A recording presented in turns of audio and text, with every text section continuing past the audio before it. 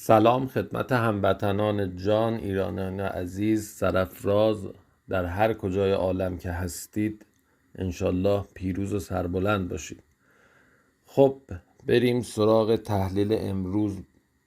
خیلی دوست نداشتم تو روزهایی که خب ما داریم با دشمن قداری مثل امریکا در حال جنگ هستیم و کشمکش‌های جنگی و سیاسی رو داریم انجام میدیم، به بحث‌های سیاست داخلی بپردازیم. ولیکن بعضی‌ها دیگه از حد گذروندن و واقعا آدم میمونه از بلاهت اینها، از حماقت اینها، از خیانت اینها، واقعا آدم میمونه چی بهشون بگه. و شاهد این هستیم که وزیرالوزرای دولت اصلاحات، دولت حسن روحانی، آقای آخوندی دامت افاضاتو، اومدن یک مصاحبه ای کردن و یک سری نظرات شاذ، یعنی شما هیچ جای دنیا یک کارشناس تا حالا نیومده حتی یک اشاره‌ای به این موضوع بکنه، بگیم خب یک نفر تقریبا شبیه به ایشون یه گوشه‌ای زده و ایشون در دنیا نفر دومه که اومده مثلا اینو بستش داده و گسترشش داده و یه تحلیل کاملتری داده.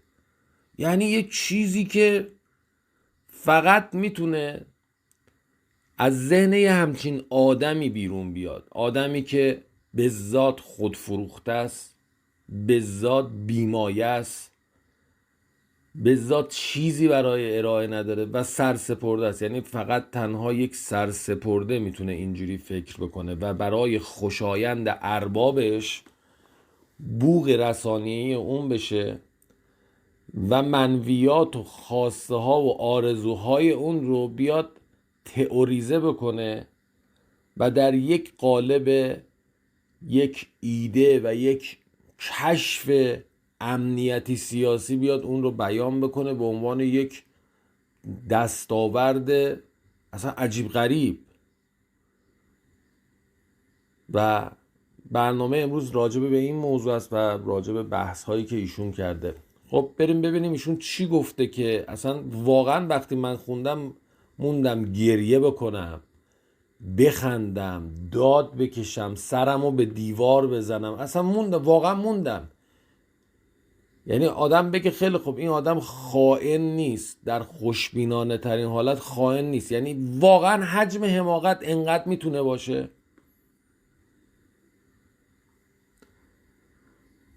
ایشون تو مصاحبه برگشته گفته که طرح باجگیری تنگه هرمز، الفاظ رو دقت بکنید، طرح باجگیری تنگه هرمز قطعا توسط اسرائیلی ها طراحی شده است.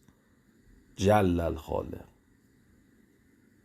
یعنی اسرائیلی ها اومدن گفتن خب چیکار کنیم ایران رو مثلا توی این جنگ شکست بدیم و به دنیا فشار وارد کنیم که بعد دنیا بیاد به ما فشار وارد کنه به عنوان شروع کننده جنگ. بیایم بریم یه طرحی بریزیم که ایران تنگه هرمز رو ببنده و به واسطه اون ما پروپاگاندا کنیم که آی بیاید مردم دنیا ببینید که ایران تنگه رو بسته به روی شما و شما رو تحت فشار اقتصادی گذاشته. خب ابله همون مردم دنیایی که الان به خاطر بسته شدن تنگه هرمز تحت فشارن میگن که خب توی اسرائیل پدر سوخته باعث شدی که این اتفاق بیفته، وگرنه این تنگه تا دیروز باز بود.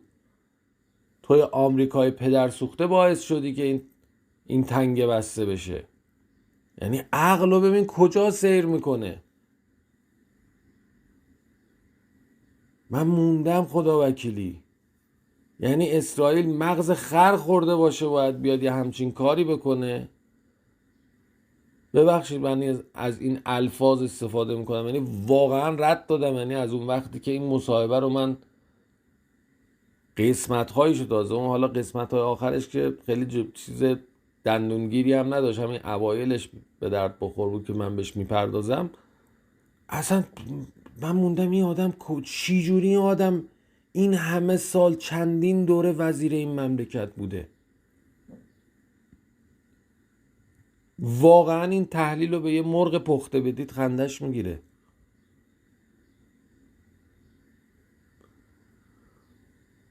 بعد جالب قضیه اینه که میگه آره همون تیمی که معجزه هزاره سوم رو تشکیل داد این طرح رو داده و این طرح توسط اون تیمی که هولوکاست رو در دنیا زیر سوال برد و اون رو به قول معروف خط بطلان روش کشید، اونها اومدن این طرح رو دادن که عملا اسرائیل رو از زیر ضرب در بیارن در دنیا و ایران رو مقصر جلوه بدن. جلل خاله. حالا اون معجزه هزار سوم منظورشون همون آیه احمدی نژاد. الان احمدی نژاد و تیمش چیکارن توی این حاکمیت؟ یکی به من بگه من بدونم. اصلا بدنه سپاه که الان تو رأس کاره لایه های دوم سوم سپاهه که الان تو رده های فرماندهی قرار گرفتن. زمان احمدی نژاد اصلا اینا هیچ کدوم تو رده های بالا نبودن. سیاسیون هم که دیگه چی، سیاسیون خب دولت خودتونه، دولت اصلاحات سر کاره. کدوم تیم احمدی نژاد؟ چی داری میگی مردک؟ چرا چرت و پرت میگی؟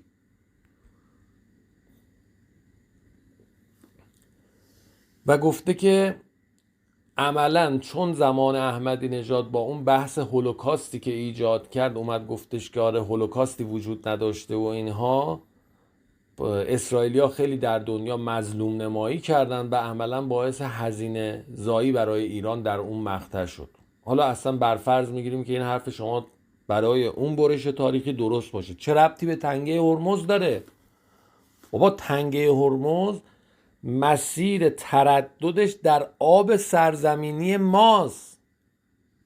عین این میمونه دوستان، مثلا یه کوچه ای هست دو طرفش خونه است. این کوچه حالا مثلا مصالح توش ریختن، یه سری چیزهایی توش ریختن، امکان تردد از توی کوچه نیست. هر کی بخواد از کوچه رد بشه، از این سر کوچه بره اون سر کوچه، باید بیاد تو خونه من رد شه بره. باجگیری چی؟ اگه اینجور که شما میگی بس ببخشید ترکیه هم توی تنگه بوسفور داره باجگیری میکنه، کانال سوئز هم داره باجگیری میکنه، کانال پاناما هم داره باجگیری میکنه و تمام کانال هایی که همه باجگیرن تو دنیا.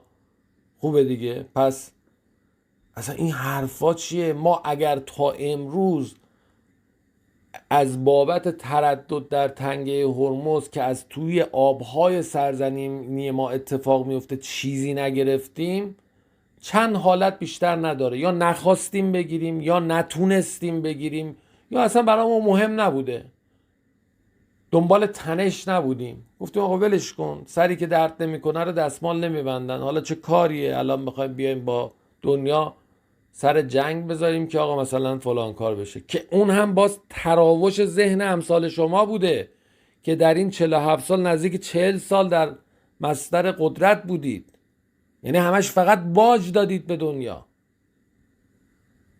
چیزی که حق طبیعی ما بوده، هر کشور دیگه ای بود این رو مطالبه میکرد، شما و پیشینیان شما مثل حالا محمد رضا شاه و رضا شاه و گذشتگانش ارزه نداشتید برید حقتون رو بگیرید.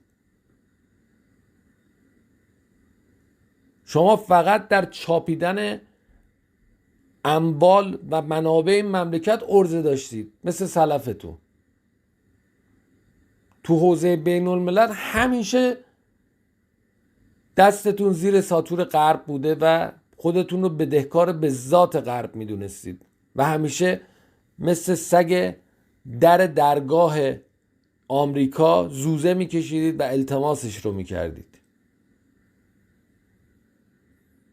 وگرنه این توی جریان انقلابی این بحث بسته شدن تنگه هرمز و گرفتن خراج از این بابت سالهاست که مطرح شده، چیز جدیدی نیست.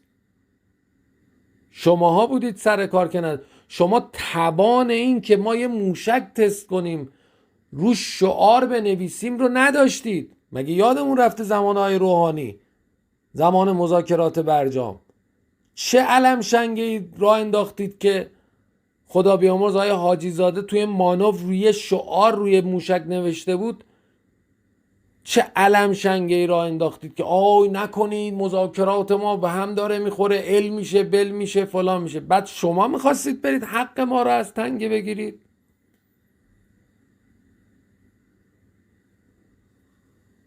اینی که تا الان گرفته نشده از بی‌عرضگی شماها بوده، از بی‌عرضگی شما دولت مردان بوده، وگرنه این حق طبیعی ماست. کشتی ها از آب سرزمینی ما رد میشن، باید به خاطر حفظ امنیت اونجا خراج پرداخت بکنن، چیزی که رواله در دنیا. و چون آب سرزمینی کشور ما هست، ما میتونیم براش قانون بنویسیم و اون قانون رو به صورت حاکمیتی اجرا بکنیم. کسی نمیتونه به ما، هیچ سازمان بین المللی حقی نداره نسبت به آب سرزمینی ما. سازمان های بین المللی در خصوص آبهای بین المللی کنوانسیون نوشته شده. تازه همون هم در شرایط جنگی خیلی مسائلش فرق میکنه. این که دیگه آب سرزمینیمونه.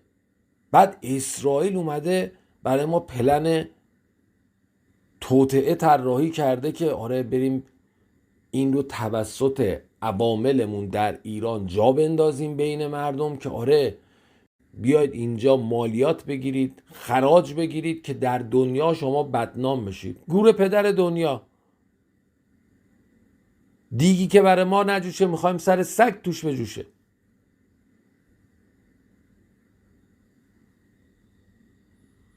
اصلا عجیبن این، اصلا این بشر واقعا عجیبه. من موندم. البته چیز عجیب غریبی نیست، وزیری که وزیر مسکن بوده افتخارش این بوده که مسکن نساخته، دیگه تکلیفش مشخصه دیگه. عین اونی که شما مثلا بری مکانیکی بزنی بعد بگی من افتخارم اینه که در این مکانیکی تا حالا ماشین تعمیر نکردم. بعد فکر کنید این استاد دانشگاه های ماست، جوانای ما رو این داره تدریس میکنه. وای به حال اون جوانایی که استادشون اینه.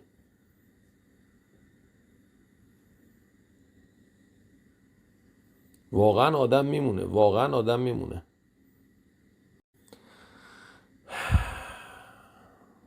آقای آخوندی دست بردار برادر.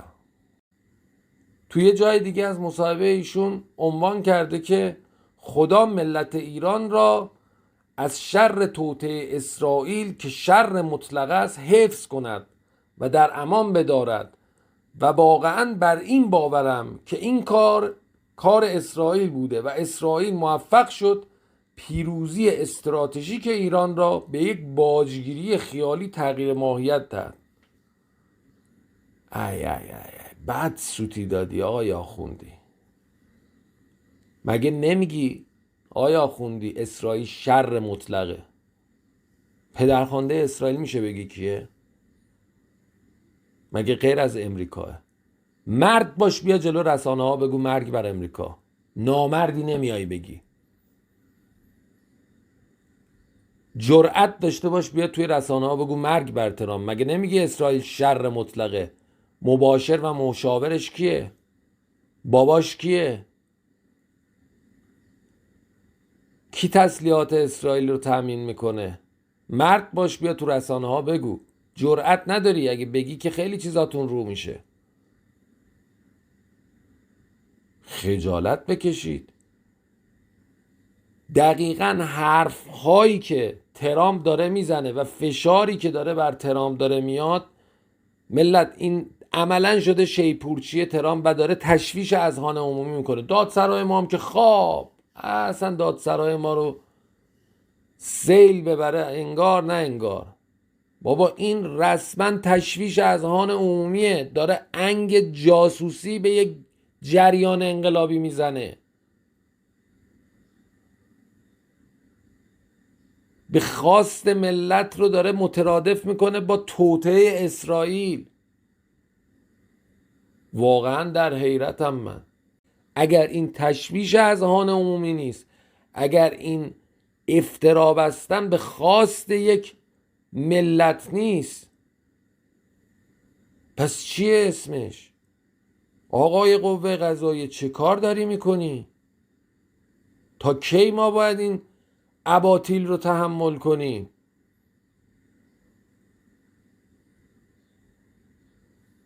به خودتون بیاید، ببندید در دهن این جیر و خورهای غرب رو. کسانی که یک عمر نگذاشتن این ملت روی آسایش رو ببینن. ملت، من یه داستان کوتاه رو براتون تو چند تا خط میگم، شما توجه کنید. زمانی که انقلاب شد دو گروه به وجود اومدن. یک، کسانی که انقلابی بودن و پیرو خط امام بودن و بعد از اینکه جنگ اتفاق افتاد در میدانهای نبرد بودن، و کسانی که خودشون رو روشنفکر و طبقه فرهیخته میدونستن و وقتی که جنگ شد اکثرشون به جای اینکه برن به جنگل رفتن در کشورهای غربی تحصیلات عالیه ببینن. امثال ظریف، امثال همین آخوندی و خیلی های دیگه شون که شما بهتر از من میدونید. جنگ تموم شد، دلسوزانی که خیلی هاشون در جبهه ها به شهادت رسیدن، خیلی هاشون مجروح شدن، با تنی خسته از جنگ برگشتن، اومدن که شروع کنن مملکت رو آباد بکنن و سازندگی ایجاد کنن، با یک دژ سنگین روبرو شدن. با همین آدم ها که ما تحصیلات عالیه داریم، شما که تحصیلاتی ندارید، شما یا همتون کسانی بودید که تا مقطع دیپلم خوندید یا اگرم دانشجو بودید درس رو رها کردید، ما رفتیم تحصیل کردیم، شما کار بلد نیستید، کار رو باید بسپارید دست ما. و یک بحثی هم به وجود آوردن که آره تخصص بالاتر است یا تعهد. شما اگر مریض بشوید و مثلا قلبتون به مشکل بخوره، پیش یک دکتر جراح قلب میروید یا پیش یک آدم مؤمن؟ آخه این چه ربطی داره؟ اگر یک جراح قلب کار درست معدل 20 تعهد نداشته باشه، اون یک جانی هستش که هیچ کسی مثل اون نمیتونه جنایت بکنه، یعنی به نحو احسن اون جنایت میکنه. هم تعهد لازمه هم تخصص، ولی اینها این رو با این بازی افراد متعهد رو که دلسوز بودن، جانفدا بودن، همه چیزش رو برای مردم و انقلاب میدادند و گذاشتن کنار و خودشون مسندها رو به عهده گرفتن و در دولتها حضور پیدا کردن و هنوز هم داریم میبینیم ول نمیکنن. بعد از 40 سال ارث پدرشون میدونن. خب چی شد؟ اون گروهی که جزء بچه های انقلابی بودن رفتن تو همون قوای نظامی موندن، با مدیریت رهبری و هدایت های ایشون و توانمندی هاشون، با سیستمی که رهبری چید و اجازه نداد به دولت مردان که در قوای نظامی به هیچ عنوان دخالت بکنن. خروجیش الان شده این قوای نظامی ما که تحت شرایط سنگین تحریم الان جایی رسیدیم که مقابل ابرقدرت دنیا میستیم و تو گوشش میزنیم. صنایع خودروسازی ما بیشتر تحریم بوده یا موشکسازی ما؟ بابا متوجه باشید کی دزد بوده کی دلسوز بوده. نذارید پای انقلاب اینها دزد بودن. هنوز که هنوزه باید پراید تولید بشه، کی کرده؟ سپاهی ها کردن یا امثال همین عباس آخوندی که افتخارش اینه که مسکن نساخته و الان میاد اینجوری مصاحبه میکنه و دستاورد مملکت رو نسبت میده به پلن اسرائیلی. ای لعنت بر تو باد، تو مهره امریکا و اسرائیل هستی. اصلا دیگه مشخصتر و واضحتر از این نیست. تو دستاورد یک ملت، ثمره خون این همه شهید، ثمره خون رهبری که الان شده ابزار قدرت ما، اهرم قدرت ما در دنیا و به واسطه اون میتونیم حقمون رو از دنیا بگیریم، داری اون رو تضعیف میکنیم و نسبت میدی به دشمنمون که چی؟ این طراحی دشمنمونه، پس چی کار کنیم؟ بیاین دست برداریم ازش. بابا تو خائنی، تو جاسوسی. آقای قوه قضاییه کجایی؟ دیگه از این واضحتر، دیگه از این مشخصتر تا کی میخوای سرتو زیر برف بکنی؟ تا کی میخوای مصلحت اندیشی بکنی؟ دیگه رهبرمون هم شهید کردن. با همین مصلحت بازیاتون کاری کردید که دیگه اون چیزی که نباید اتفاق میافتاد اتفاق افتاده.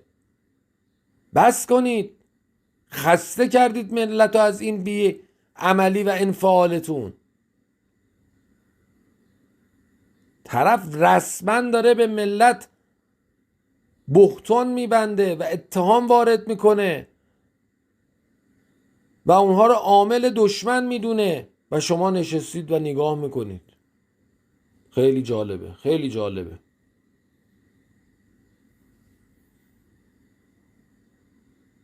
تو روز روشن اومده میگه انحراف مسئله از کنترل تنگه هرمز به باجگیری ایده اسرائیل است. این که ما حق ذاتیمون رو میخوایم توی تنگه هرمز بگیریم، این کجا ربط به اسرائیل داره؟ ببخشید شما مگه میخوای بری به طور مثال ویزای یک کشوری رو بگیری، مگه ازت پول نمیگیرن؟ خیلی از کشورها پول میگیرن. اون باجگیری اسمش؟ نه خیر، عوارض قانونی اون کشوره. ما هم آب کشور خودمونه، تا امروز نمیخواستیم بگیریم، از امروز میخوایم بگیریم. این چه ربطی به اسرائیل داره؟ چرا شما دارید این خواسته ملت رو تضعیف میکنی برای منافع دشمن ما؟ ما که میدونیم درد شما چیه. آیا آخوندی دست بردار، خجالت بکش، حیا کن، بس کن.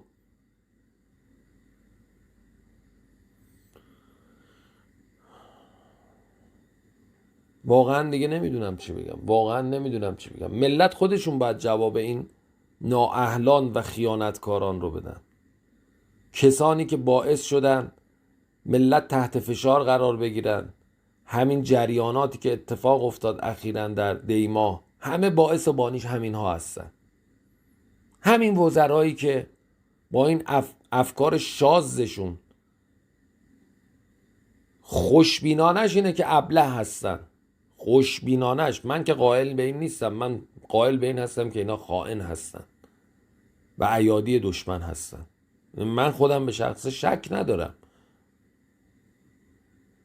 وگرنه این اصلا این بحث رو شما فقط شما تو دنیا این رو متوجه شدی، این احتمال رو دادی، بعد این احتمال رو با این قوت داری میگی، یعنی حتی جای 1% احتمال غیرم نمیدی.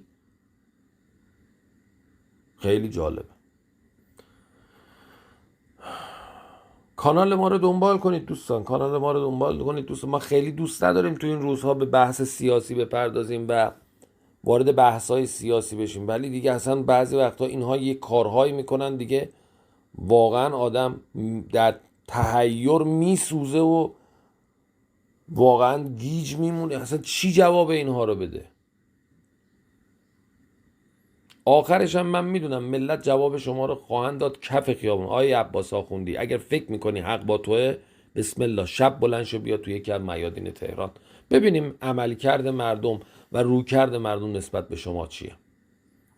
بالاخره شما صاحب ادعای این رو داری که یک گفتمانی داری دیگه. بیا ببینیم چند درصد از مردم با گفتمان شما موافقن.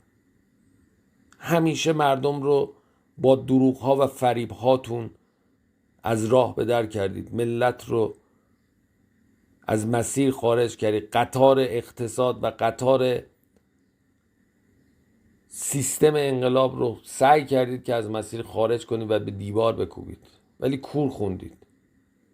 ملت خیلی هوشیارتر از شماست. یک بچه 10 ساله بیشتر از شما میفهمه، اگر قائل باشیم به این که شما از رو نافهمی این حرفا رو زده باشید. من که قائل نیستم، من میدونم دقیقا شما شیپور ترامپی و شیپور غربی و اربابانت در اروپا و امریکا الان به شما تشر میزنن که دو دستگی و دویت در جامعه ایجاد کنید با این حرفاتون، ولی کور خوندید دیگه. تموم شد، دوره شما تموم شده. نظامی ترین رو دنبال کنید، لایک کنید، سابسکرایب کنید در یوتیوب، در آپارات، و روبیکا و تلگرام ما رو هم داشته باشید. یا علی التماس دعا.